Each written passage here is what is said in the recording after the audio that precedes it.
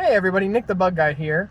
I was out here doing some delivering, and I saw a really cool critter on the ground that had already passed away, and I couldn't quite place it, and so of course I had to go poking around and figure out what it was, and it was actually something really cool I wanted to show you guys.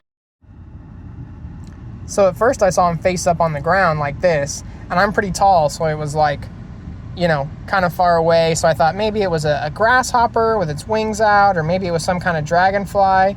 But when I peeled him up and turned him over, it's actually a robber fly. And it's kind of hard to see in here, but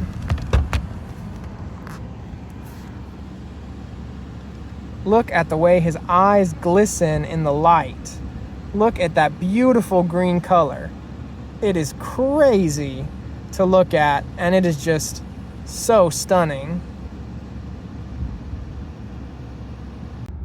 You can tell that he's a fly because flies are the only order of insects that actually only have two wings, or one set of wings, compared to two sets of wings on a normal adult insect.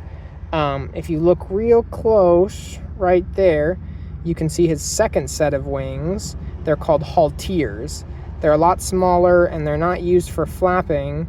They're used more to help balance them and give them direction. And then you can also see his mouth parts. It's called a proboscis, and theirs are very needle-like, almost like the stinger of a wasp.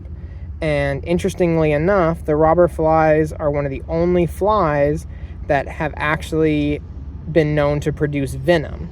So as well as the digestive enzymes that they use to break down their prey, they also produce venom that they can use to inject and paralyze their prey. So robber flies are really common here in the state of Texas, but they're not very well known about. They're actually called robber flies because what they do is, instead of hunting for prey themselves, a lot of the times they'll find somebody else that's already caught prey, and they'll use their superior size to kind of barge in and take the prey from them, robbing them of their prey. There are over 250 different species here in Texas. They're all part of the family Acylidae, and they're just a really big group here that a lot of people mistake for bees and wasps and dragonflies, damselflies, but they're just a really large species of wasp that are really cool. And I just thought I would show you the one that I found today. Thought it was really cool. Thought I'd show you guys. Thanks for watching.